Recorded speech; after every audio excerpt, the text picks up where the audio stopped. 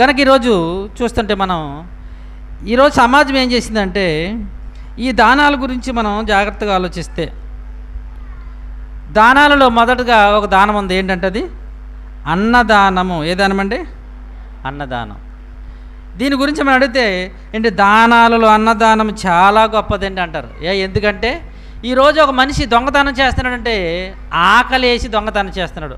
అదే మనకు ఆడికి అన్నదానం చేసామనుకోండి, ఆడు దొంగతనం చేయడు. కనుక దానాలలో చాలా గొప్పది. అంత మాత్రమే కాదు, అన్నము అండి వాళ్ళని తృప్తిపరుస్తుంది. అన్నం అనేది ఏం చేస్తుంది? భోజనం అనేది. అదే డబ్బులు ఇవ్వండి, ఒక 1000 రూపాయలు ఇవ్వండి, ఇంకా కావాలంటే ఇవ్వండి అంటారు. 1,00,000 ఇవ్వండి, ఇంకా ఇవ్వండి అంటారు. అదే మీరు ఫుల్గా భోజనం పెట్టుకో మొద్ద ఏమంటారు? అస్సలు వద్దండి అంటారు. అంటే అన్నదానం అనేది ఏం చేస్తుంది?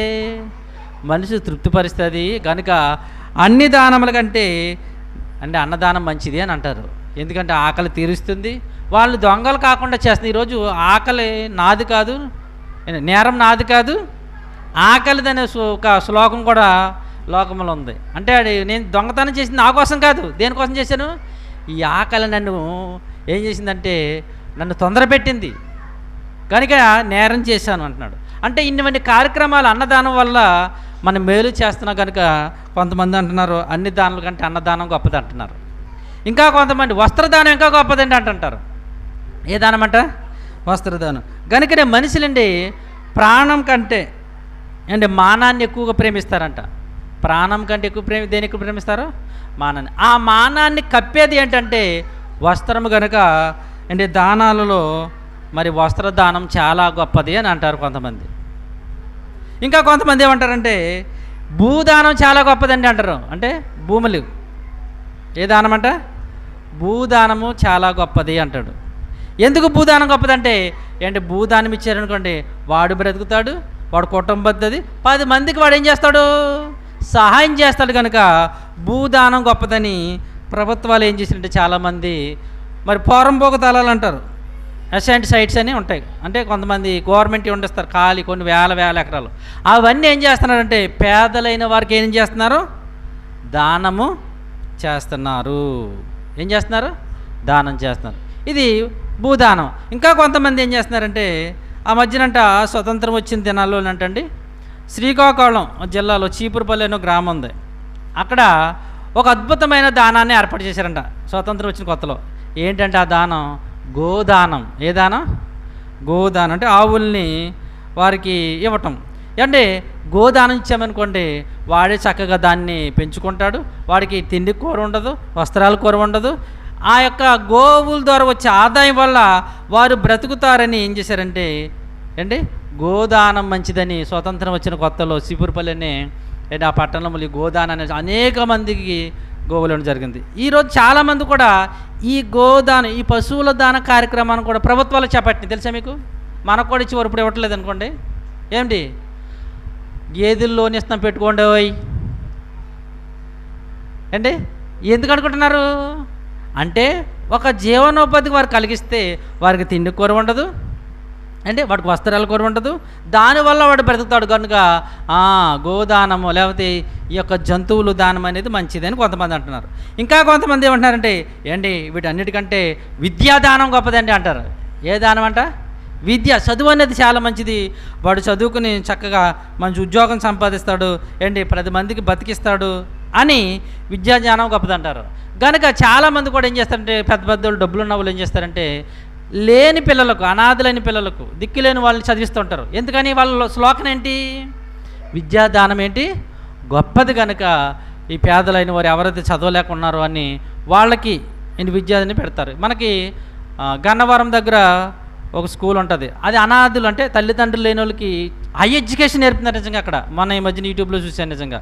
అంటే తల్లి కానీ తండ్రి కానీ తల్లిదండ్రులు లేని వారికి కానీ కార్పొరేట్ స్కూల్ కంటే గొప్పగా వాళ్ళు యూనిఫామ్లు ఇచ్చి ఆహారం పెట్టి హాస్టల్ అన్నీ చదివిస్తున్నారు. ఎందుకు బాబాలు చదివిస్తున్నారు అంటే వాళ్ళ ఉద్దేశం ఏంటి? అన్ని దానాల కంటే ఏ దానం గొప్పదే? విద్యాదానం. ఇలాగ మన రాష్ట్రంలో కూడా చాలా ఉన్నాయండి ఇలాంటివి. చాలామంది ఫీజులు కడుతూ ఉంటారు, బుక్స్ ఇస్తూ ఉంటారు, బట్టలు ఇస్తూ ఉంటారు, బ్యాగులు ఇస్తూ ఉంటారు. విద్యాదానం గొప్పదే అని అంటారు. ఇంకా కొంతమంది అంటారు లేదంటే రక్తదానం ఇంకా గొప్పదండి అంటారు. ఏ దానం అంట? రక్తదానం. ఎందుకంటే రక్తదానం చేసామంటే మనకి ఏం చేసినట్టు? వాళ్ళకి ప్రాణం పోసామండి, దేహానికి అండి రక్తమే ప్రాణం కదండి. కనుక అండి ఈ రక్తదానం చాలా గొప్పదంటారు. ఇంకా కొంతమంది అంటారు నేత్రదానం మరీ గొప్పదండోయ్ అంటారు. ఏ దానం అంట? ఈ నేత్రదానం చేసామనుకో మనం చచ్చిపోయినా ఇతరులకి మనం కళ్ళు ఇచ్చేసామనుకోండి, వాళ్ళు ఈ కంటితో చూస్తారండి. చాలామంది కళ్ళు లేక, చాలామంది గుడ్డువారుగా, చాలామంది అనేకమైన మరి పరిస్థితుల్లో ఉన్నారండి.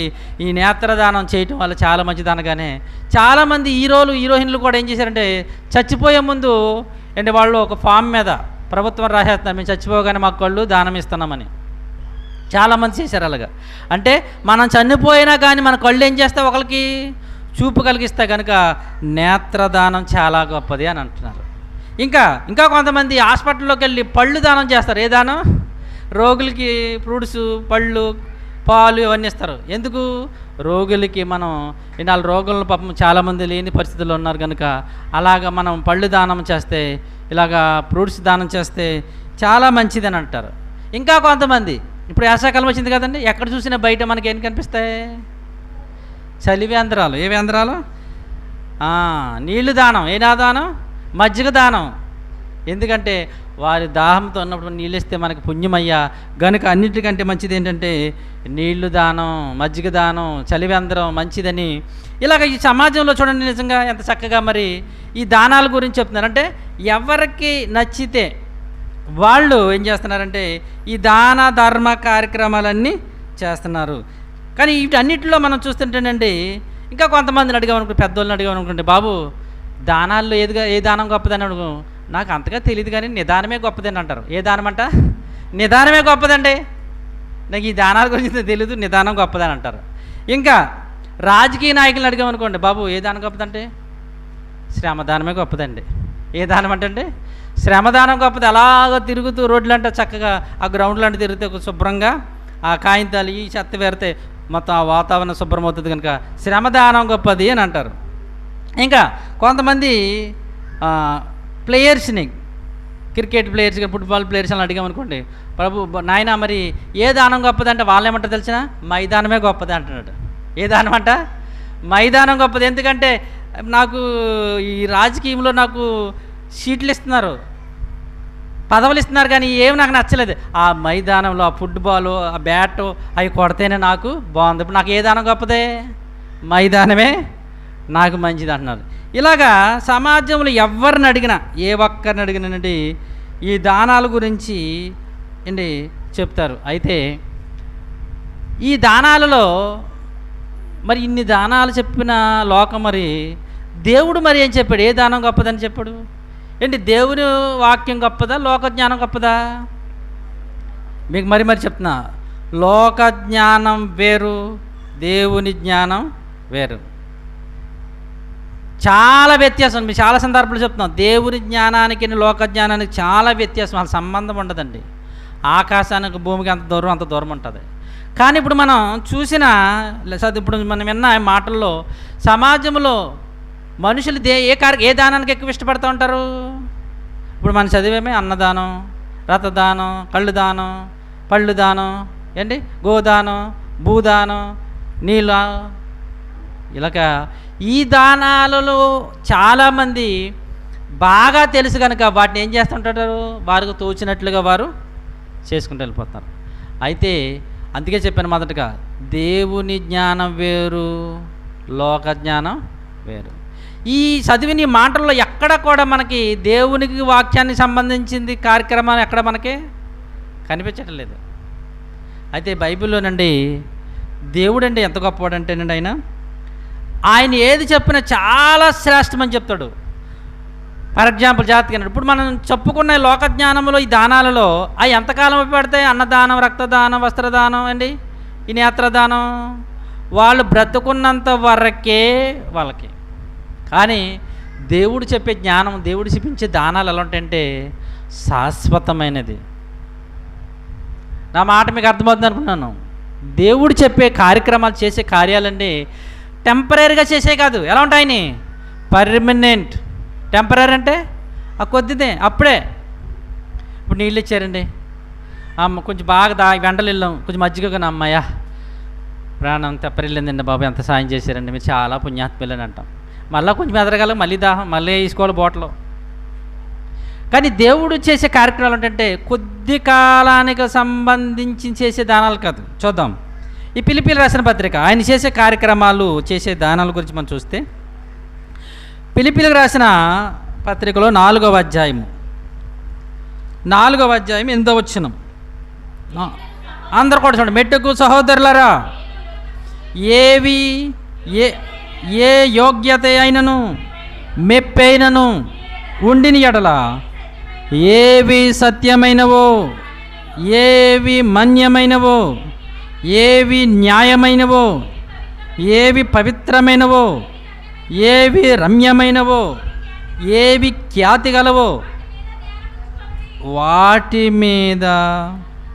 ఇక్కడ పౌలు గారి ద్వారా దేవుడు అంత చక్కటి మాట రాయించినాడు అంటేనండి, సహోదరులారా, దేవుని పిల్లలారా, ఏంటి ఒక మెప్పుకు రావాలంటే మీకు దేవుని దగ్గర నుంచి మీకు మెప్పు కలగాలి, లోకం నుంచి కాదు. లోకం నుంచి అయితే మీరు డబ్బులు దానం చేసినా, బట్టలు దానం చేసినా, అది చాలా అన్నదానం చేసినావా ఏంటి, ఈ పళ్ళు దానం ఏ దానం చేసినా వాళ్ళు ఏమంటారండి, ఏంటి వీళ్ళు చాలా మంచోళ్ళండి, చక్కగా సాయం చేస్తున్నారని అంటారు. కానీ ఇక్కడ ఈయన అంటున్నాడు, ఏవి సత్యమైనవో, మాన్యమైనవో, న్యాయమైనవో, పవిత్రమైనవో, రమ్యమైనవో, ఖ్యాతి గలవో వాటిని, గొప్ప వాటిని మీద పెట్టుకోండి. మనం కూడా అప్పుడప్పుడు శ్రేష్టమైన వస్తువులు తీసుకుంటామా, పనికిరాని తుప్పు పెట్టిన పదార్థాలు తీసుకుంటామా? ఏంటి మన దగ్గర ఇక్కడ 10 వస్తువులు పెట్టారు, ఇనుము, ఇత్తడి, రాగి, సత్తి, బంగారము, వెండి అని పెట్టారు. అంటే దీంట్లో అన్ని కేజీలు ఏంటంటే మీకు ఏది కావాలంటే తీసుకోండి, ఏది తీసుకుంటారు అమ్మా? అక్కడ బంగారం, ఇత్తడి, ఇనుము, సత్తి, మట్టి, గిట్టి అన్ని 10 రకాల లోహాలు పెట్టారు. అక్కడ ఒక్కొక్క కేజీ పెట్టారు. మీకు ఏది కావాలంటే తీసుకోండి అంటే ఏది తీసుకుంటాం మనం? ఏది తీసుకుంటాం? ఎందుకు బంగారం తీసుకుంటాం? అవి అన్నిటికంటే శ్రేష్టమైంది అక్కడ. ఇక్కడ దేవుడు కూడా అంటున్నాడు, ఏవి సత్యమైనవో, మాన్యమైనవో, న్యాయమైనవో, పవిత్రమైనవో, రమ్యమైనవో, ఖ్యాతి గలవో వాటిని, శ్రేష్టమైన వాటిని మీరు ధ్యానం ఉంచండి. దానివల్ల మీకు ఏం చేస్తుంది? మీకు మెప్పు రావాలన్నా, దేవుని యోగము గలవారైనా మీరు అవుతారు అంటున్నారు. అయితే మనం చూద్దాం. ఎందుకంటే దేవుడు మరి ఈ గ్రంథంలో అండి ఆయన ఎప్పుడో రాసేసాడండి. మనం ఇప్పుడు ఏం రాసుకొచ్చినాయి కాదు కదా, మనమే చదువుకోక, మనమే వెనకాలది విన్నాయి మర్చిపోక చేస్తామే తప్ప, దేవుడు దానాలలో ఏ దానము గొప్పదో, ఎంత ఉన్నతమైనదో, దేనిని క్రైస్తవులుగా, దేవుని పిల్లలుగా మనం చేయాలో ఏ జీవగ్రంథం రాశాడు. కానీ ఈరోజు ఈ క్రైస్తవులు ఇది ఎరగకపోవడం వల్ల ఇంకా లోక జ్ఞానం ప్రకారంగానే వాళ్ళు నడుచుకుంటున్నారు. చూడండి ఏ జ్ఞానం గొప్పదో దేవుని యొక్క వాక్యంలోంచి మనం జాగ్రత్తగా చూడగలిగితే, రోమీలు రాసిన పత్రిక 5వ అధ్యాయము చూడండి. అందరూ కూడా రోమీలు రాసిన పత్రిక 5వ అధ్యాయము 17వ వచనం అందరూ తీయండి. మరణము ఒకని అపరాధ మూలమున వచ్చినదై, ఆ ఒకని ద్వారానే ఏలిని ఎడల.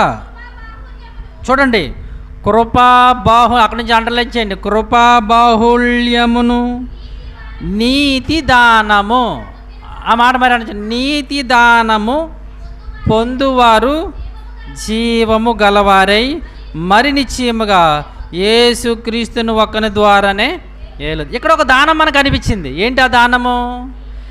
నీతి దానం. ఇందాక మన చదువునిట్లో ఎక్కడ కూడా ఈ నీతి దానం రాలే. అన్నదానం వచ్చింది, రక్తదానం వచ్చింది, కళ్ళు దానం, పళ్ళు దానం అని, నేత్రదానం, నీళ్ళు దానం, ఇలా అన్ని దానాలు వచ్చినాయి. కానీ నీతి దానం వచ్చిందా? కానీ ఇక్కడ బైబిల్లో దేవుడు చెప్తున్నాడు, కృపాబాహుళ్యమను నీతి దానము. ఏ దానం అంటండి? నీతి దానం. నీతి దానం ఆ రెండండి, ఒకటి కాదు. నీతి ఒకటి, దానం అనేది మనకు తెలుసు. నీతి అంటే ఏంటి, దానం అంటే ఏంటి? రెండు. అంటే నీతిని ఏం చేయాలి? దానము. నీతిని ఏం చేయాలి? దానం. ఇప్పుడు నీతి అంటే ఏంటో చూద్దాం, దానం తర్వాత చూద్దాం. నీతి అంటే ఏంటి అసలేని అని మనం చూస్తే, రోమీలు రాసిన పత్రిక 4వ అధ్యాయం. నీతి అంటే ఏంటి? నీతిని దానం చేయమంటున్నారు కదా. నీతి అనగా ఏంటో మన 4వ అధ్యాయం రోమీలు రాసిన పత్రిక 3వ వచనం. లేఖనమేమి చెప్పుచున్నది? అబ్రహాము దేవుని నమ్మెను. అమ్మా, నీతి అనగా ఇక్కడ ఒక మాట చెప్తున్నాడు. అబ్రహాం గారంట దేవుణ్ణి నమ్మాడంట. అబ్రహాం గారు దేవుణ్ణి నమ్మాడు, అది నీతిగా అంతపడిందంట. నీతి అంటే నీతిమంతుడయ్యాడు. దేన్ని బట్టి? దేవుణ్ణి నమ్మాడు. ఏం నమ్మాడు? అయ్యా పలానా చోటుకి వెళ్ళాలి అనగానేనండి, వెంటనేనండి అబ్రహాము దేవుని మాట నమ్మి వెంటనే ఎక్కడికి వెళ్ళాలో, ఏ ఊరు ఏ ప్రాంతం అని అడగకుండా ఎల్లు అనగానే నీ బంధువులు ఎద్దనుండి ఏంటి నీకు ఇరుగు పొరుగు వారు నీ దేశం నుంచి నేను చూపించి దేశానికి వెళ్ళిపో అన్నాడండి. ప్రభా ఎటు వెళ్ళమంటావు, ఏ దేశం వెళ్ళమంటావు, ఏ ఊరు వెళ్ళమంటావు అని ఏం అడగలేదంటండి. వెంటనే బయలుదేరి పొడిపాడంట. దేన్ని బట్టి? దేవుని నీతి అంటే మాటను బట్టి. నీతి అనగా ఏంటో తెలుసండి, దేవుని మాట. అలాగే నోవాహు గారు కూడా, ఆయన కూడా తరమ వారిలో నీతిమంతుడు అంటే 6వ అధ్యాయము 1వ వచనం, ఆది కాండము 6వ అధ్యాయము చూడండి ఒకసారి. ఆది కాండము, నరులు భూమి మీద విస్తరింపనారంభించిన తరువాత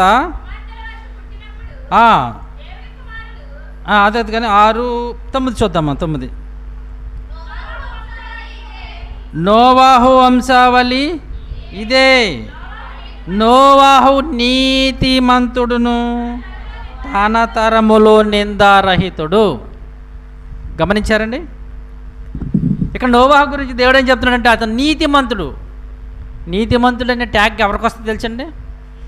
నీతిమంతుడు అనిపించుకోవాలంటే ఇతడు నీతిమంతుడు అని ఎవరిని అంటారంటే ప్రేమ దేవుని వల్లరా, ఎవరైతే దేవుని మాట ప్రకారం, మళ్ళీ ఇంత చెప్పాను, మనము దేవుని మాట ప్రకారం బ్రతకాలి. మన దేవుని మాట మనకు అనుకూలంగా మార్చుకోకూడదు. ఇప్పుడు అబ్రహాం గారిని దేవుడు నీ బంధువులు యొద్ద నుండి నీ దేశం నుంచి వెళ్ళిపో 12వ అధ్యాయం మొదటి వచనం అనగానే బయలుదేరి వెళ్ళిపోడు. వెళ్ళిపోతే ఎక్కడికి వెళ్ళాలి ప్రభు అని అడగకుండా వెళ్ళిపోడంట. సహజంగా రేపొద్దున్న నువ్వు పలానా వస్తువు కొనుక్కురావాలరా, ఇక డబ్బులు ఇవ్వడానికి మనం ఏం చేస్తాం? ఎక్కడికి పాలకొల్లు వెళ్ళాలా, భీమవరం వెళ్ళాలా, రాజమండ్రి వెళ్ళాలా, విజయవాడ వెళ్ళాలా? అడగమా? అడుగుతాం. అడగకుండా మనం వెళ్ళాం. రేపొద్దున ఫంక్షన్ ఉందిరా వెళ్ళాలంటే వెళ్ళిపోతానని వెళ్ళిపోతావు. ఎక్కడికి వెళ్ళిపోతావు? ఎవరు వెళ్తావు? అందుకే మన వాళ్ళు అంటే పుల్లయ్య అమ్మారమంటారు చూసారా, ఫంక్షన్కి వెళ్ళాలి అని. ఏ ఊరు ఎక్కడ? అయ్యా నువ్వు వెళ్ళిపో అనగానేనండి వెళ్ళిపోడంట. ఎక్కడికి వెళ్ళాలో అడగకుండా వెళ్ళిపోడంట. అందుకనే దేవుడు చాలా మెచ్చుకున్నాడండి. అంటే నేనంటే ఎంత విశ్వాసము చూడు ఈయనకి. అంటే నన్ను పిలిచిన దేవుడు నన్ను అన్యాయం చేయడని ఎంత విశ్వాసం తెలిపోతున్నాడని అతన్ని నీతి దేవుని మాట నమ్మెను కనుక అది అతనికి నీతిమంతుడు. ఇక్కడ నోవాహు గారు కూడా ఏమంటున్నారు? నీతిమంతుడు. ఇంతకని ఈయన ఏం చేశాడు నీతిమంతుడు అవడానికి? అంటే ఇతడు ఏం చేశాడంటే ప్రియమైన దేవుని వాళ్ళరా, ఏం చేశాడంటే దేవుని మాట ఈయన కూడా నమ్మి ఆ రోజు ప్రపంచమంతా అప్పుడున్న ఊరు ప్రపంచం అప్పుడున్న లోకం ఎలా ఉందంటే విస్తారమైన పంటలు, విస్తారమైన నీళ్లు, ఎంతో అందమైన ప్రకృతి ఉంది ఆ ప్రాంతాల్లో. ఎందుకంటే ప్రారంభ మనుషులు కనుక చాలా అందంగా ఉంది. అటువంటి పరిస్థితుల్లో దేవుడు అంటున్నాడు, నాయనా ఈ లోకమంతా నాశనం అయిపోద్ది, నువ్వు వాడ చేసుకొనగానే ఇదేంటిది ఎంత అందంగా ఉంది, మాకు సముద్రం చాలా దూరము, దేవుడేంటి వాడ చేసుకోమంటున్నాడని ఏ మాత్రం సందేహింపక ఆయన ఏం చేశాడో తెలిసింది, దేవుని మాట నమ్మి వెంటనే ఆయన ఏం చేసి తెలుసా, వాడని చేశాడు. కనుక అది ఏమయ్యాడు? ఆ తరం వారిలో చూడండి, ఒకే ఒక కుటుంబం, అక్కడ కొన్ని మరి ఎన్ని వేల మంది ఉన్నారు, ఎన్ని లక్షల మంది ఉన్నారు తెలియదు కానివ్వండి, అంతమందిలో ఒకే ఒకడు దేవుని మాట నమ్మాడు. అతను నమ్మిన మాటను బట్టి అయ్యా నీ బిడ్డలను నీ భార్యను తీసుకుని వాళ్ళలోకి రమ్మన్నాడు. ఒక్కడు నమ్మాడంటే ఎన్ని వేల మందిలో, మరి కొన్ని లక్షల మంది ఉన్నారు, ఎన్ని వేల మంది మనకు తెలియదు కానీ అంతమందిలో ఒకే ఒకటి నమ్మాడు. కనుక దేవుడు ఏమన్నాడు? ఆయన్ని నీతిమంతుడు అన్నారు. ఇంకా మరొక మాట లోకాసు వార్తలో మనం చూస్తే 1వ అధ్యాయము 6వ వచనం. లోకాసు వార్త 1వ అధ్యాయము, వీరిద్దరూ ప్రభు యొక్క సకలమైన ఆజ్ఞల చొప్పునను న్యాయ విధుల చొప్పునను నిరపరాధులుగా నడుచుకునుచు దేవుని దృష్టికి నీతిమంతులై ఉండిరి. నీతిమంతులు ఎవరంట? ఎలా నీతిమంతులు పిలబడతారు? అది ఆయన ఆజ్ఞల చెప్పునను న్యాయ విధుల చెప్పున ఎవరైతే నడుచుకుంటారో, అంటే ఆయన మాట, ఈ న్యాయ విధులు కట్టడాలు అంటే ఏంటవి? దేవుడు చెప్పిన మాట అండి. ఈ బైబిల్లోని కట్టడలు, విధులు అండి. ఈ ధర్మశాస్త్రం ఎవరిది? దేవుని యొక్క మాట. ప్రవక్తల ద్వారా దేవుడు మాట్లాడి రాయించాడు పరిశుద్ధాత్మ ప్రేరణ వలన. అంటే ఈ గ్రంథాల్లో ఉన్న మాటలు ఎవరైతే, జాగ్రత్తగా గమనించాలి, అక్కడ ఆయన ఆజ్ఞలు చొప్పున న్యాయ విధులు చొప్పున ఎవరైతే నడుచుకుంటారో వారు ఏమయ్యారు? నీతిమంతులు. ఎవరండి? అంటే నీతిమంతుడు, నీతిమంతురాలు అని ఎవరికి మరి బిరుదు వస్తుందో తెలుసా? ఎవరైతే ఆయన మాట ప్రకారంగా బ్రతుకుతారో వాళ్ళు నీతిమంతుడు. అందుకనే ఈ బైబిల్లో మనకి చాలా తక్కువ కనిపిస్తుంది అంటది నీతిమంతుడు అనే మాట. అబ్రహాము నీతిమంతుడు ఏంటి, ఈయన మన నోవహు గారు నీతిమంతుడు. నీతిమంతుడు అనే మాట చాలా అరుదుగా కనిపిస్తుంటుంది మనకి. కనుక అంటే నీతిమంతుడు అనగానే ఆయన విధులు ఆజ్ఞలు చెప్పుని ఎవరైతే నడుచుకుంటారో వాళ్ళే నీతి. ఇప్పుడు మనం కూడా నీతిమంతులు. నీతిమంతుడు ఒక్కరు లేడనుకుంటున్న అర్థం ఏంటో తెలుసు మీకు? అని ఇప్పుడు ఎవరు లేరని కాదు. చాలామంది నీతిమంతుడు ఒక్కలేడు కనుక ఇప్పుడు ఎవరు లేడంటాడు. అంటే ఎవడు నీతిమంతుడు కాదు? బ్రతకనుడు నీతిమంతుడు కాదు, మరి బ్రతికేవాడు నీతిమంతుడే. అంటే బ్రతకిన వాళ్ళు చాలామంది ఉన్నారు. ఎవరైతే బ్రతికితే వాళ్ళు ఎవరు? నేను ప్రశ్న, చాలామంది నీతిమంతులు లేదు, నీతిమంతులు లేడంటారు. మరి ఇక్కడ నీతిమంతులు ఉన్నారంటున్నారండి బైబిల్లో. నీతిమంతులై ఉండిరి, ఇదే కొత్త నిబంధనలో. ఎవరు? జకర్యా, ఎలిజబెత్, యోబు గారు నీతిమంతుడు, నోవహు గారు నీతిమంతుడు, అబ్రహాం గారు నీతిమంతుడు. మరి నీతిమంతులేడు ఒక్కడ లేడంటే అంటే వాళ్ళ సొంతముగా వారి క్రియల వల్ల నీతిమంతుడు కావరు, దేవుని మాట వలన నీతిమంతులు అవుతారు. వారు చేసే కార్యాల వల్ల, వారు చేసే క్రియల వల్ల నీతిమంతుడిగా ఎవరెవరు? దేవుని మాట వలన. అందుకని మరి పర్టికులర్గా లోకాసు వార్తలు రాశారు, ఆయన సకలమైన ఆజ్ఞల చొప్పున విధులు చొప్పున నడుచుకున్న వాళ్ళు నీతిమంతులు. లోక పద్ధతులు ఆచార ప్రకారంగా బ్రతికే వాళ్ళు కాదు నీతిమంతులు, దేవుని వాక్య ప్రకారంగా బ్రతికే వాళ్ళు నీతిమంతులు అంటున్నాడు. కనుక యేసుక్రీస్తు వారు కూడా తన బోధలో చెప్పిన ఒక అద్భుతమైన మాట. ఆయన కూడా ఏం చెప్పాడు తెలుసా? మొదట 6వ అధ్యాయం 33వ వచనం, మత్తయి సువార్త 6వ అధ్యాయము 33వ వచనం.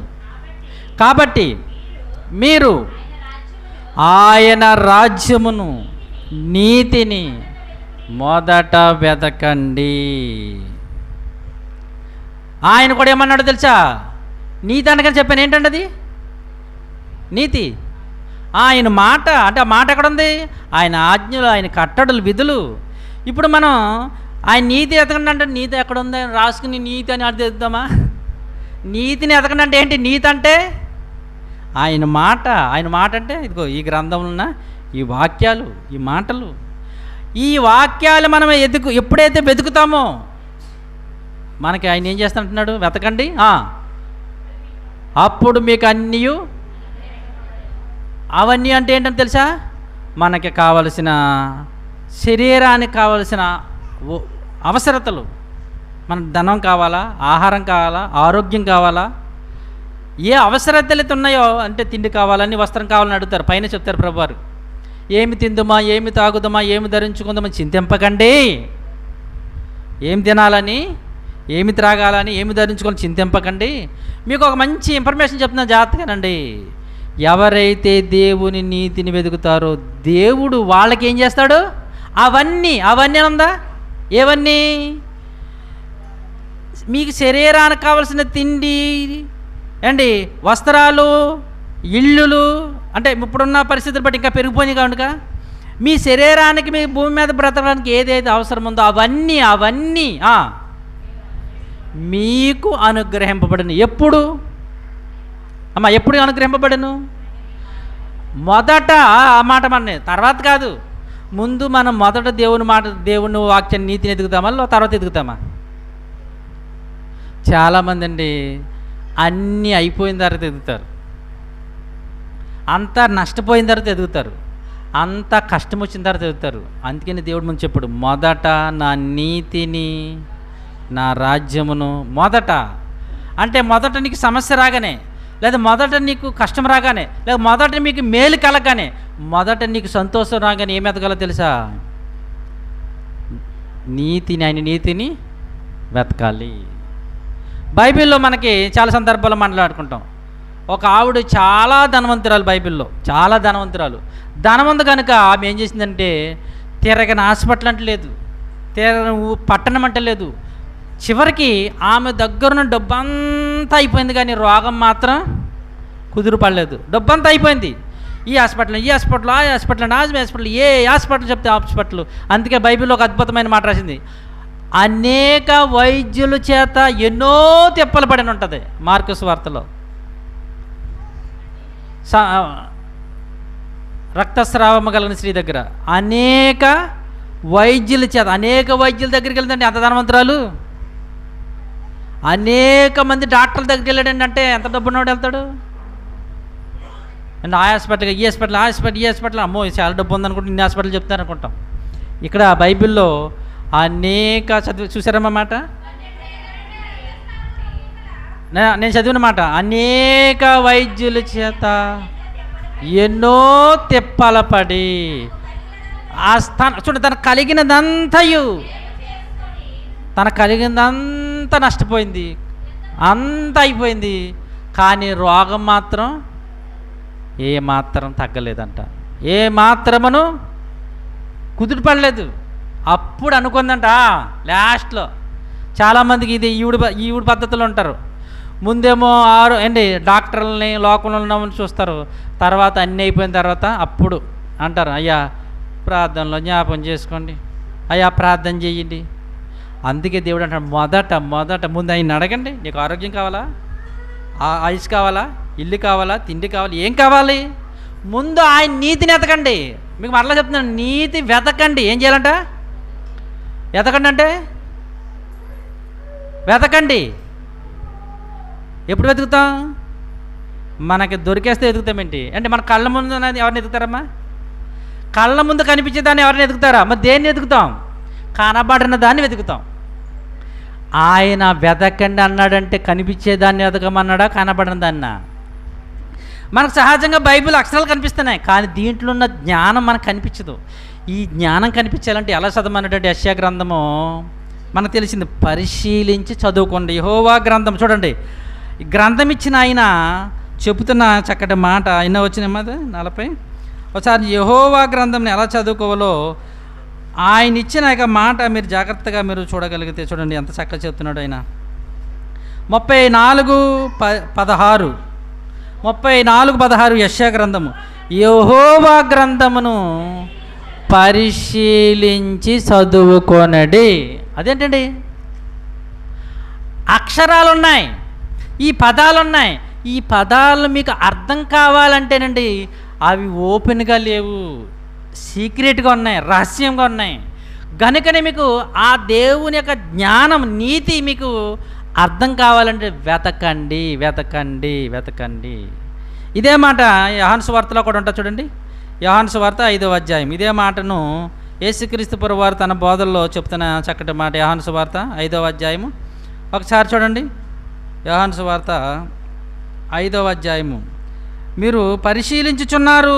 ఏం చేస్తున్నారంటే మీరు 5వ అధ్యాయం 39వ వచనం, లేఖనముల యందు మీకు నిత్య జీవము కలదని తలంచుచు వాటిని పరిశోధన అంటే ఏంటంటే తెలుసా మీకు? మీకు కనిపించేదానికి పరిశోధన చేయరు, కనపడిన దాన్ని కనుక్కోవడమే పరిశోధన. అనే మాట అండి, మనకి ఒకప్పుడు చాలా వస్తువులు ఉండే కాదు, కానీ శాస్త్రవేత్తలు ఏం చేశారంటే పరిశోధన చేశారు. ఈ ఫ్యాన్ ఉండేది కాదు, ఈ సినిగారులే ఏముండి మనకే, కానీ వాళ్ళు పరిశోధన చేసి ఏం చేయాలంటే పాపం వీళ్ళు తెప్పుకోలేకపోతున్నారు, చేతులు అరిగిపోతున్నాయి. మనం ఏం చేయాలంటే వాళ్ళ తెప్పకుండా తిరిగేసేది చూడాలి అని పరిశోధన చేశారు. ఫ్యాన్ వచ్చింది. ఇలా మాట్లాడుతున్నప్పుడు చాలామందికి వెళ్తలేదని మాట ఎక్కువగా వెళ్ళిపోవాలి, బాగా దూరం వెళ్ళిపోవాలి అని శబ్దయంత్రం పరిశోధన చేసి కనుక్కున్నారు. మనం చెప్పే మాటలు రికార్డ్ అయిపోవాలి. చెప్పే మాటలు ఏమేయాలి, ఎప్పుడు అలా ఉండాలని ఇగో ఫోన్లో రికార్డింగ్ కెమెరాలు కనిపెట్టారు. ఇవన్నీ ఎలా వచ్చింది తెలుసా? ఒకప్పుడు లేవు. ఒకప్పుడు బాటిల్ కూడా లేదు. ఎలా మరి ఎట్టుకెళ్ళేవారు అండి? ఆకుల్లోనూ ఇంకా చర్మం తీసేసిండి ఆ చర్మాన్ని ఇలాగ కట్టుకుని అట్లు వేసుకునేవారు నీళ్ళు ఈ బాటిల్లో ఇలాగ ఎన్నో ఈరోజు మనకు కనిపిస్తుంటే పరిశోధన చేస్తేనే కనిపిస్తున్నాయి. ఫ్యాన్లు ఏంటి, లైట్లు ఏంటి, మైకులు ఏంటి, ఈ బట్టలు కూడా మనకి ఎంత డిజైన్ ఎలా వచ్చింది? పరిశోధన చేశారు. ఇలా కప్పుకునేవారు అంతే. ఆడవాళ్ళైన మగవాళ్ళని ఏం చేసేవారండి? ఆ గుడ్డలా కప్పుకునేవారు. కానీ ఇంత చక్కగా డిజైన్ చేశారండి, దాని పరిశోధన. ఇక్కడ దేన్ని పరిశోధన చేయమంటున్నాడు?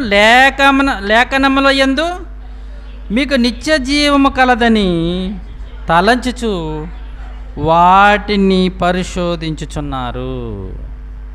అందుకే అన్నాడు, నీతి అనేది ప్రేమ దేవుని మాట అనేది పరిశోధన చేయాలి. ఇంకా పరిశీలిస్తేనే మనకి ఆ నీతిలో ఉన్న జ్ఞానము మనకేం చేస్తుంది? తెలుస్తుంది. చదివితే అంత అర్థమైపోదు. కనుక యేసుప్రభువు ఏమన్నాడంటే వెతకండి అన్నాడు. ఏమన్నాడు?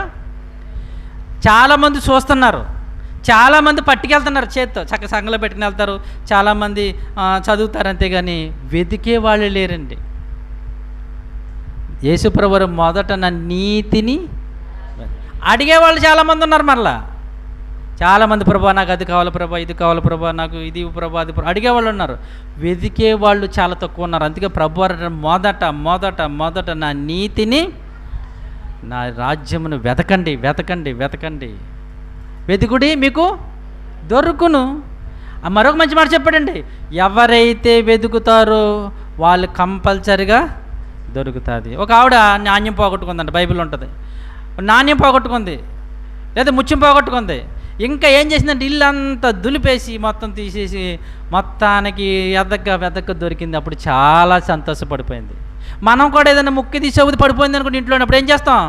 మొత్తం ఇల్లంతా దులిపాము. ఎందుకంటే మనకున్న చిన్నది మన ఇంట్లో ఉన్న వస్తువుల కంటే గొప్పది. బంగారం చాలా రేట్ అయింది కనుక మనం ఏం చేస్తాం? వెతుకుతాం. పోనలే ఒక కాసు బంగారమే కదా అనుకుంటామా? పోతే పోనీ అంటామండి. పోత పోయిందని దేని అనుకుంటాం? అదేదో ఇనుము అనుకోండి, ఏ సత్తు అనుకోండి, పోత పోయిందంట. బంగారం దాన్ని వెతుకుతాం. దేవుడు కూడా నీతి అనేది అండి చాలా విలువైంది కనుక వెతకండి, వెతికితేనే దొరుకుతాయి. అంటే మనకి ఈ మట్టి దొరికినంత ఈజీగా, ఇనుము దొరికినంత ఈజీగా, సత్య దొరికినంత ఈజీగా బంగారము వజ్రాలు దొరకవండి. తెలుసా మీకు? అవి చాలా అరుదుగా దొరుకుతాయి, అందుకే అంత ఖరీదయ్యి. మట్టి దొరికినంత ఈజీగా, ఇనుము దొరికినంత ఈజీగా బంగారం అనేది దొరకదు. అవి చాలా లోతుగా ఉంటాయి, లేదా చాలా అరుదుగా ఉంటాయి. వాటిని తీసి కరిగించి చేసేటప్పటికి చాలా టైం పడుతుందంట. 1 గ్రాము బంగారం రావడానికి చాలా మట్టి, దాన్ని కరిగించాలి, తీయాలి, శుద్ధి చేయాలి, చాలా కార్యక్రమం ఉంటుందంట. అందుకనే బంగారం విలువ అయిపోయింది. బంగారం ఎందుకు ఈరోజు లక్షల్లోకి వెళ్ళిపోతుంది, 10 గ్రాములు లెక్కగాను. విలువైన దాన్ని ఏం చేయాలో తెలుసా? అందుకని మనం చాలా జాగ్రత్త పెట్టుకుంటాం. బంగారాన్ని మనం చాలా చెత్తుకుంటాం.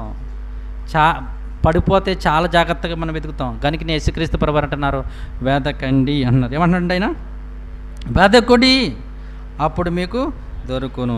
గనుక ప్రియమైన దేవుని వల్లరా, అంటే నేటి సమాజానికి ఏ దానం గొప్పదని వాక్యం చెప్తుంది అంటే ఏ దానం అని గొప్ప చెప్తుంది? నీతి దానము చాలా గొప్పది. నీతి దానం ఎందుకు గొప్పదో మరి అది కూడా తెలుసుకోవాలి కదండి.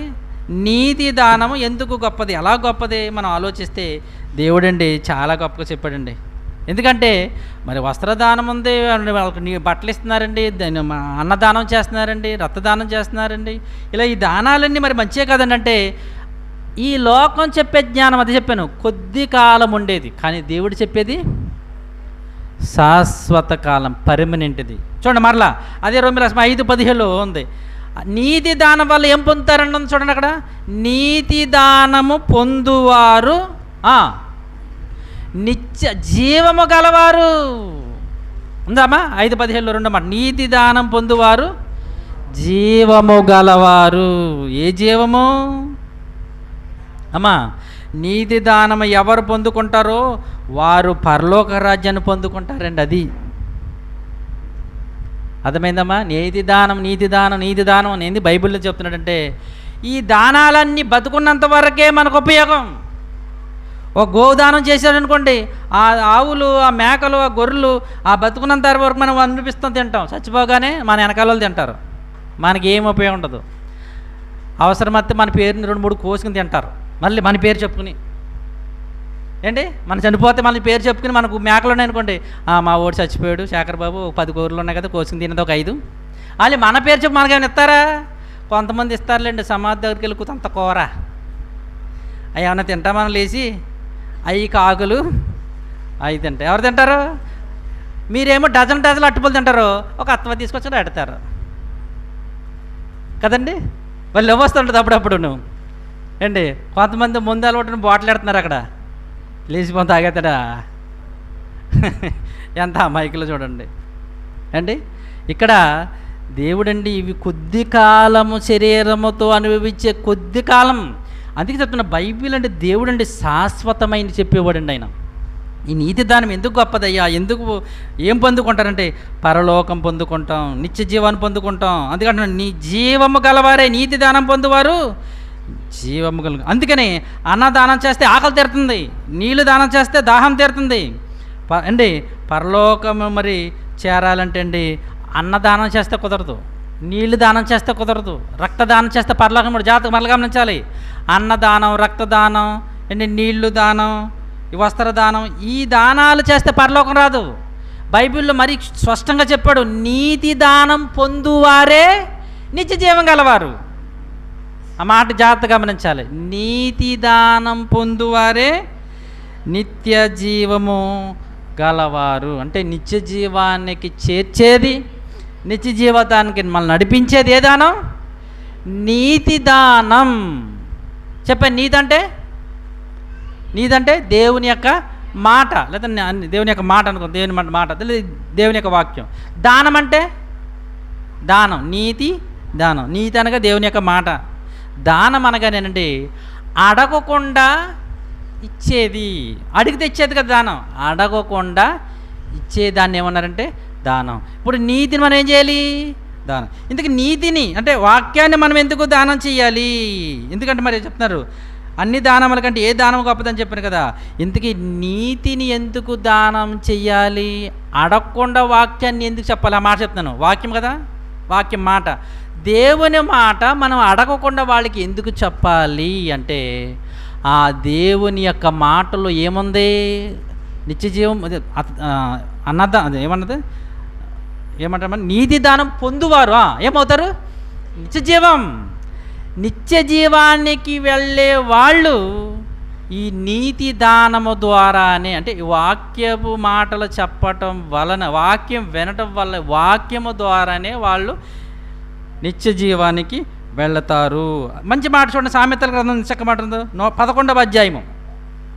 సామెతల గ్రంథము 11వ అధ్యాయము 4వ వచనం చూడండి.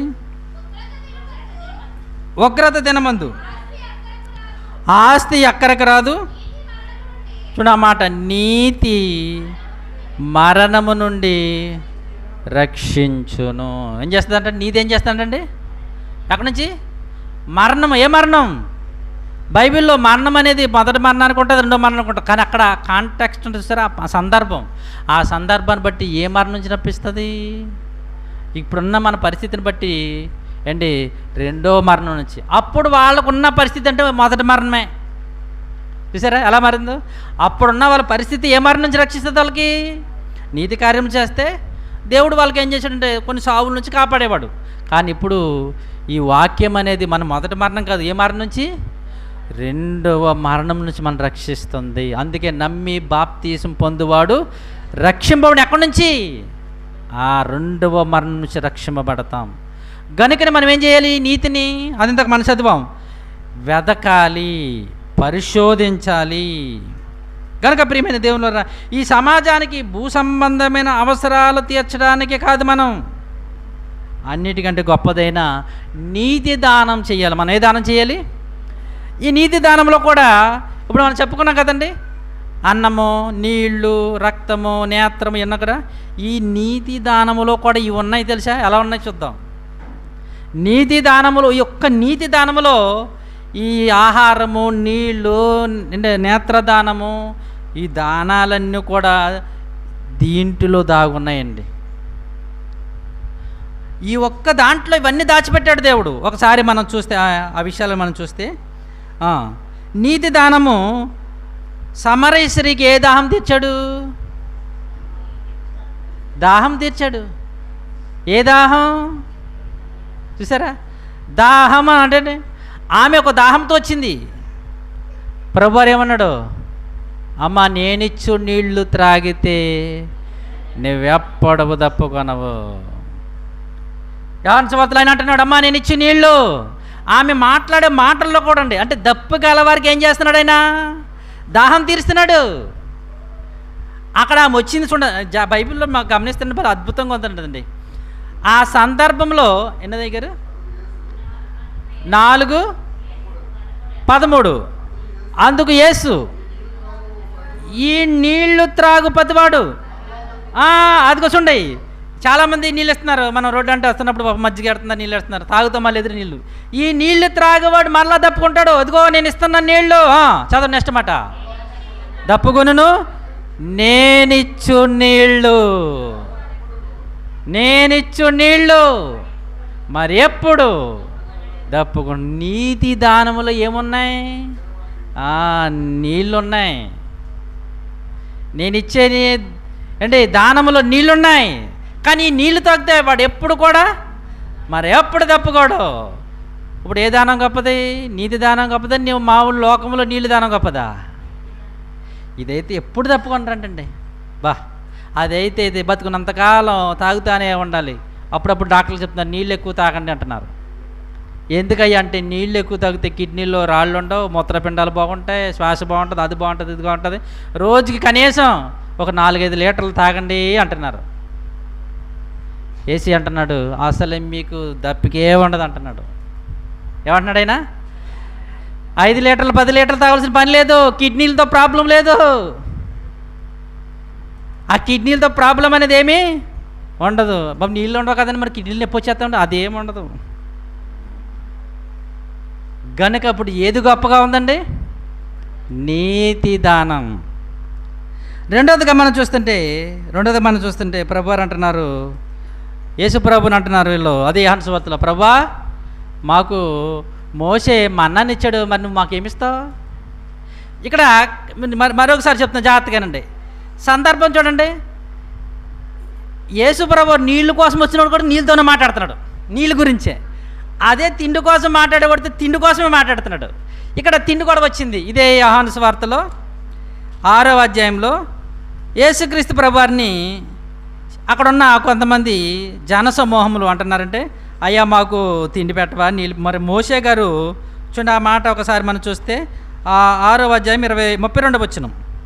కాబట్టి యేసు ఇంకా పైన చేతి బాగుంటుంది, పైనుంచి పైకి 31 భుజించుటకు పరలోకము నుండి ఆయన ఆహారము వారికి అనుగ్రహించెను అని రాయబడినట్లు మన పితరులు అరణ్యములో మన్నాను భుజించిరని ఎవరు చెప్తున్నారండి? యేసుప్రభుతో. యేసుప్రభువారు మరి మన పితరులు మోసే ద్వారా అరణ్యములో మన్నాన్ని ఇచ్చాడు. వండుకోవక్కర్లొద్దు, చక్కగా అవి సమకూర్చుకొని తీసుకొచ్చి తినేయటమే. కట్టెల పరిస్థితి లేదు, ఆ పరిస్థితి లేదు, ఈ పరిస్థితి లేదు. మరి చాలా మంచిది అది ఆహారం, చాలా శ్రేష్టమైన ఆహారం. కనుక కష్టపడకుండా వచ్చేస్తుంది. కష్టపడతలేదు, చెమటూర్చకుండా దేవుడు ఏం చేస్తున్నాడు? పూరిళ్ళు ఈ మన్నాను ఇస్తున్నాడు. మాకు కూడా ఇవ్వా అని అడుగుతున్నారు. కాబట్టి యేసు పరలోకం నుండి వచ్చే ఆహారం మోస మీకు లేదు, నా తండ్రి ఏ పరలోకం నుండి వచ్చే నిజమైన ఆహారం మీకు అనుగ్రహించున్నాడు. పరలోకం నుండి దిగి వచ్చి లోకమును జీవమునిచ్చిన దేవుడు అనుగ్రహించే ఆహారమైనది అని ఆయన ఇంక చివరికి ఏమంటున్నాడంటే 51 వచనం, పరలోకం నుండి దిగి వచ్చిన జీవాహారమును. ఇక్కడ మామూలు ఆహారం కాదు. మోషే మీకు ఏమిచ్చాడు? ఆహారం ఇచ్చాడు, మన్నయే. కానీ నేను ఇచ్చే ఆహారం ఏంటి తెలుసా? జీవాహారం. అంటే ఇది తిన్నవాడు, ఈ ఆహారం తిన్నవాడు మరి ఎప్పుడును ఆకలి కొనడు. చూడండి, ఆ మాట కూడా చూడండి, ఆ మాట కూడా చెప్తున్నారు ప్రభువారు. ఇగో పరలోకం నుంచి వచ్చి ఆహారం తినేవాడు మరి ఎప్పుడు ఆకలి కొనడు. 58వ వచనం, ఇదిగో పరలోకం దిగి వచ్చిన ఆహారము పితరుల మన్నాను తిని నీవు చనిపోయినట్టు కాదు, ఈ ఆహారం తినేవాడు, ఈ ఆహారము తినేవాడు ఎల్లప్పుడూ జీవించును. చూసా, పర్మనెంట్ ఆహారం. వీళ్ళైతే ఉదయం తింటే మధ్యాహ్నం ఖాళీ, మధ్యాహ్నం తింటే సాయంకాలానికి ఖాళీ, సాయంకాలం తింటే ఉదయానికి ఖాళీ. ఇలా వేస్తానే ఉండాలి. మరి ఎక్కడ పడుతుందో కానీ పొట్ట ఇలా వేస్తానే ఉండాలి. కొండలు తరిగిపోతున్నాయి, బియ్యం బస్తాలు తరిగిపోతున్నాయి. అప్పుడు అయిపోయింది ఆయిల్, అప్పుడు అయిపోయింది బస్తా, అప్పుడు అయిపోయింది కందిపప్పు అంటాం. మరి తింటున్నా తరిగిపోతున్నాయి ఓకును కదండి. అమ్మోళ్ళు అంటారు అయిపోయినా కానీ అయ్యిపో అప్పుడు అయిపోయినాయా, మరి తింటావా? తింటే ఏం కరిగిపోతాయంటండి? కొండలే తరిగిపోతాయంట. పెద్దలు బలి చెప్పారు సామెత. తింటా ఉంటే కొండలే తరిగిపోతాయి. అక్కడిక్కడ మనం చూస్తుంటే ప్రియమైన దేవుని వల్ల చూడండి, నీ ఆహారము తినవాడు ఎల్లప్పుడూ జీవించునని నిశ్చయముగా మీతో చెప్పుచున్నాను. అంటే ఇక్కడ యేసుక్రీస్తు ప్రభువు ఏ ఆహారం గురించి చెప్తున్నాడు? జీవాహారం. దేనివల్ల వస్తుంది అది? నీతి దానం. మూడవదిగా మనం చూస్తుంటేనండి, అక్కడ దేవుని యొక్క వాక్యం చెప్పడం వల్ల మరొక వస్త్రం మనకు వస్తుంది, రక్షణను వస్త్రం. ఏ వస్త్రం అంటే? రక్షణ వస్త్రం. మీరు ధరించుకున్నవారైన ఉంటుంది బైబిల్లో, ఏబు గ్రంథంలో. ఏ వస్త్రం అంటే? రక్షణ వస్త్రం. ఈ రక్షణ వస్త్రం అని ఎలా వస్తుందో తెలుసా? నీతి దానం వల్లనే. ఈ రక్షణ వస్త్రం మనకు ఎలా వస్తుంది? నీతి దానం వల్లనే. వారికి మనం అందుకనే మీరు దిగంబరులు కాక వస్త్రం ధరించుకునేవారుగా, రాత్రి చదివారు మీరు. అది కొరింథీయులకు రాసిన రెండవ పత్రిక 5వ అధ్యాయం 1వ వచనంలో మీరు చూస్తే అక్కడ మీరు వస్త్రము ధరించుకుని వారుగా కనబడుదురు.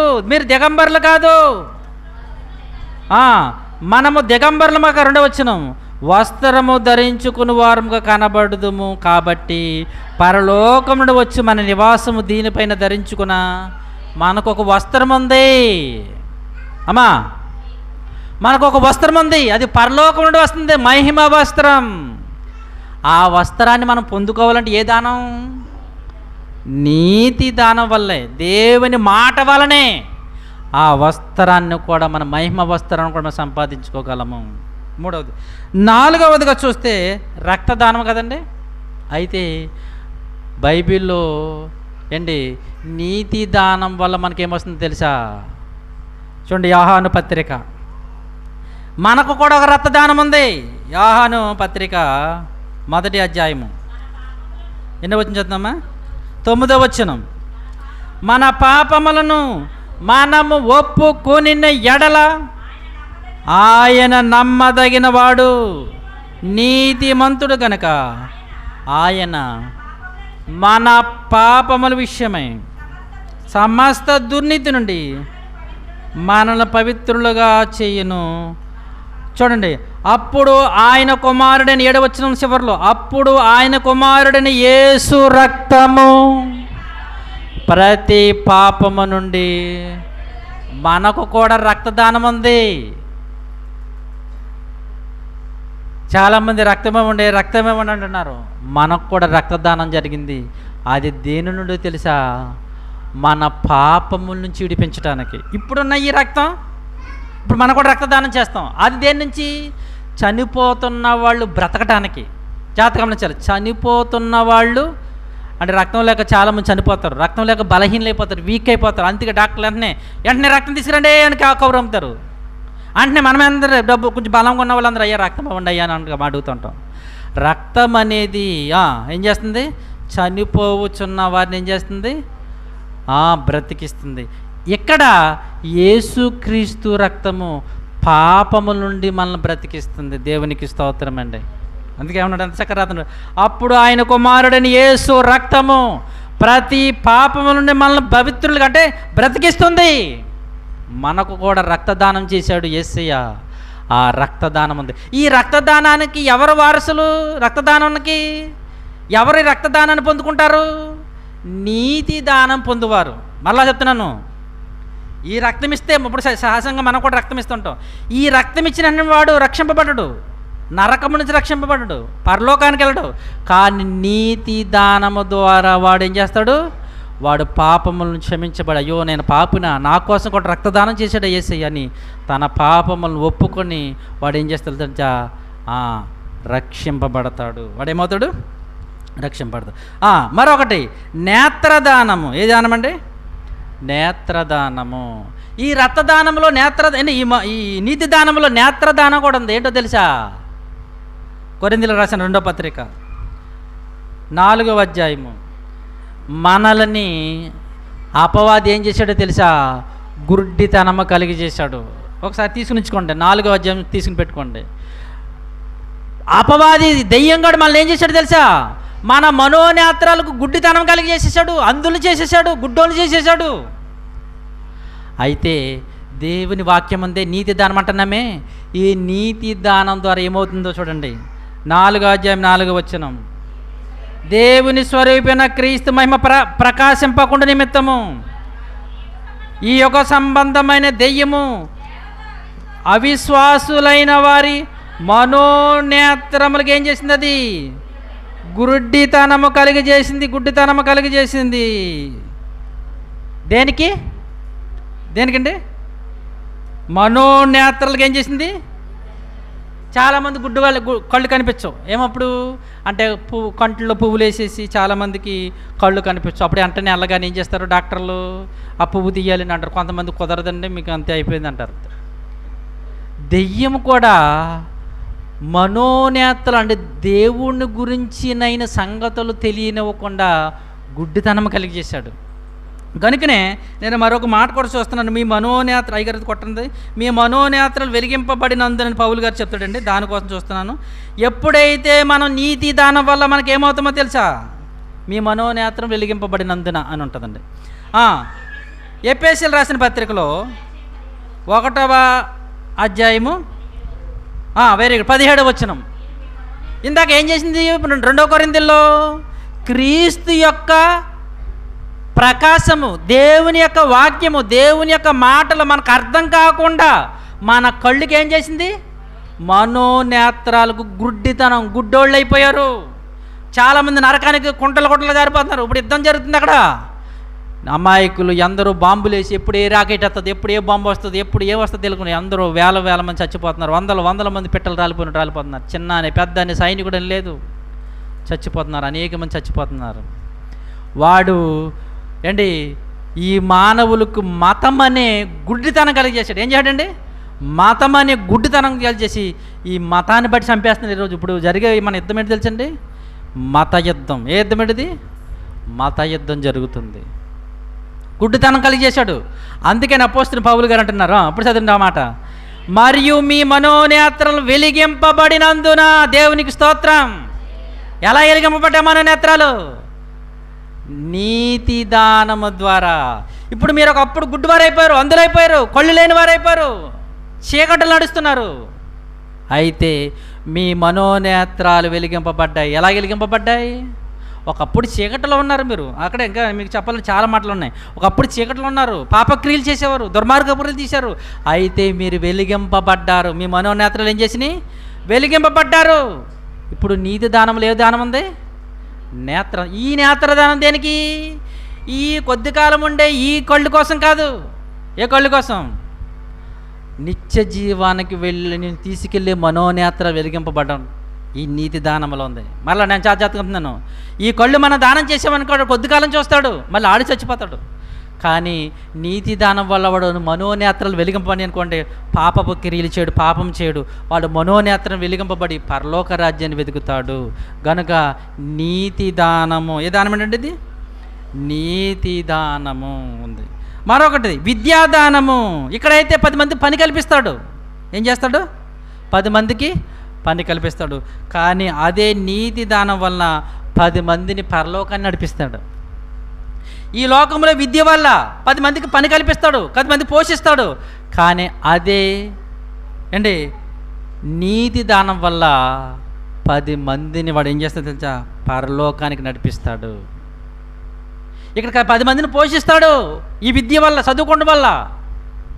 కానీ ప్రేమ దేవుని వల్ల నీతి దానం వలన 10 మందిని ఏం చేస్తారు? అందుకే అన్ని దానముల కంటే ఏ దానం గొప్పదే? నీతి దానం. ఈ లోకంలో ఎక్కడ ఉన్నది అది? ఎవరైనా చెప్పారా నీతి దానం చేయండి అని? ఎక్కడ ఉందా? అసలు ఏ బోర్డు కనిపించదు. నువ్వు ఎక్కడికి వెళ్ళినా రక్తదానం చేయండి, ప్రాణదానం, రక్తదానం అంటుంటారు. వస్త్రదానం చేయండి అని ఉంటుంది. మీరు ఎక్కడికి వెళ్ళినా చూడండి, మీ వస్త్రదానం చేయండి, రక్తదానం చేయండి, కళ్ళు ఏంటి, ఇంకేంటంటే అయ్యి ఆహారం, అన్నం దానం చేయండి, నీళ్లు దానం చేయండి, భూదానం చేయండి, ఏంటి పశువులు దానం చేయండి. ఇలాగా దానాలన్నీ మనకు బోర్డులు పెద్ద పెద్ద కనిపిస్తాయి. ఎక్కడ కనిపించిన దానం ఏదో తెలుసా?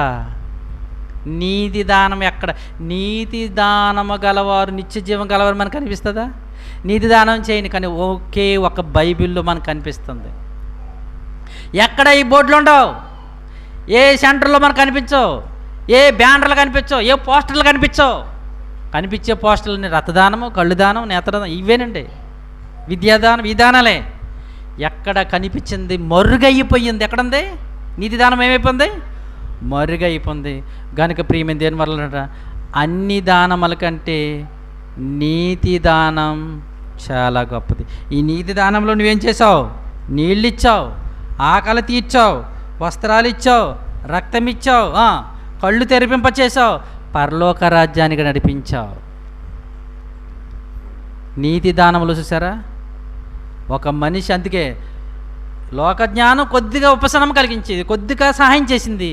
కానీ నీతి దానం ఇక్కడే కాదు, చనిపోయిన తర్వాత ఆకలి లేని, దాహము లేని, బాధలు లేని, రోగములు లేని, శ్రమలు లేని, ఇరుకులు లేని, ఇబ్బందులు లేని, సమస్యలు లేని లోకానికి చేర్చింది నీతి దానం. గనుక నీతి దానము చేసేవారుగా మనం ఈ లోకంలో ఉండాలి. ఆ నీతి దానం కొరకు ప్రయాసపడేవారుగా, కష్టపడేవారుగా మనం ఉండాలి. ఎంతమంది నీతి దానం చేస్తున్నారు, నీతి దానం కోసం కష్టపడుతున్నారు, నీతి దానం కోసం బ్రతుకుతున్నారు? ఆలోచించండి. ప్రార్థన చేసుకుందాం. మహోన్నతుడమైన మా ప్రియమైన పరలోకపు తండ్రి, నీ ఘనమైన ఉన్నతమైన శ్రేష్టమైన నామానికి వందనాలు. నీ జీవ గ్రంథములు ఎప్పుడో మా జీవితాలకు అవసరమైన మాటలు మీరు రాసి ఇచ్చారు. ఇక భూమి మీద ఉన్న మనుషులు